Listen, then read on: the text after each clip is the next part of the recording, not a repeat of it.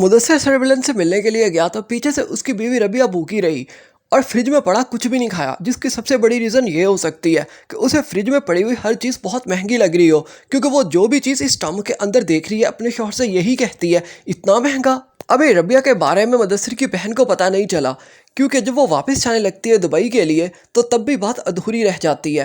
मुदस्सिर अपनी बहन को बता रहा होता है रबिया की कुकिंग स्किल बहुत अच्छी है, लेकिन बात आगे नहीं बढ़ पाती। आगे उसने ये भी बताना था ये एक ढाबा चला रही थी, लेकिन राइटर को अभी सब कुछ ठीक रखना था, इसलिए अगली बात नहीं बताई मुदस्सिर ने अपनी बहन को। एक बात क्लियर करता चलूँ, इशू ढाबा चलाना नहीं है, बल्कि इशू वो सोच है जिससे बाहर नहीं निकल पा रही रबिया। अगर रबिया एक वक्त के ऊपर गरीब भी थी, उसके पास पैसा नहीं था, उसे ढाबा चलाकर अपना और अपने घर वालों का पेट पालना था, लेकिन अब वो एक अमीर शख्स की बीवी बन चुकी है। लेकिन अभी वो ये समझने के लिए तैयार नहीं है कि पैसे अगर आते हैं अल्लाह पाक की ज़ात देती है तो वो खर्चने के लिए देती है, ना कि रखने के लिए। आप लोग से रिक्वेस्ट है काइंडली हमारे इस चैनल को जरूर सब्सक्राइब कर दे ताकि पाकिस्तानी ड्रामास की प्रेडिक्शन, रिव्यूज़ और रोस्टिंग आपको मिलती रहे।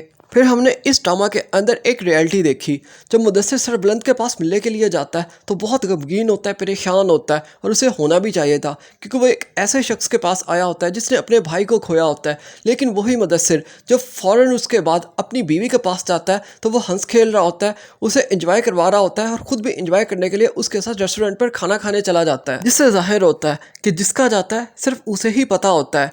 लोग उसके पास ताज़ियत करने, दुख का इजहार करने के लिए तो चले जाते हैं, लेकिन जैसे ही उठकर वहाँ से निकलते हैं तो वो अपनी ज़िंदगी के अंदर बिजी हो जाते हैं। उन्हें नहीं पता होता कि वो अभी कहाँ से आए हैं। लोग बहुत बड़े बड़े क्लेम्स करते हैं कि हम तुम्हारे गम के अंदर बराबर के शरीक हैं, लेकिन वहाँ से उठने के बाद फ़ौरन अपनी ज़िंदगी जीने लगते हैं जैसे मुदस्सिर जी रहा है, और ये दुनिया की एक हार्श रियलिटी है। फिर हम बार बार एक चीज़ देखते हैं जब ये क्लेम किया जाता है कि रबिया की कुकिंग स्किल बहुत अच्छी है। हालांकि रबिया के ढाबे के ऊपर सिर्फ समोसे, पकौड़े और जलेबी मिलती थी, लेकिन अब वो शादी के बाद कह रही है कि मैं ये भी बनाना जानती थी, मैं वो भी बनाना जानती थी, मैंने लैपटॉप ख़रीदा था और लैपटॉप पर यह सब कुछ सीखा था, जिसका मेरे ढाबे को बहुत ज़्यादा फ़ायदा हुआ था। हालांकि उसके ढाबे के ऊपर इन 2-3 चीज़ों के अलावा कुछ भी नहीं मिलता था, और वो इसको भी स्नैक्स कह रही है। अब मेरे मुताबिक तो समोसे, पकौड़े और जलेबियाँ स्नैक्स में नहीं आते। आपके मुताबिक आते हैं तो काइंडली कमेंट सेक्शन में ज़रूर बताएँ, और काइंडली हमारे इस चैनल को ज़रूर सब्सक्राइब कर दें, आपकी सपोर्ट की बहुत ज़रूरत है।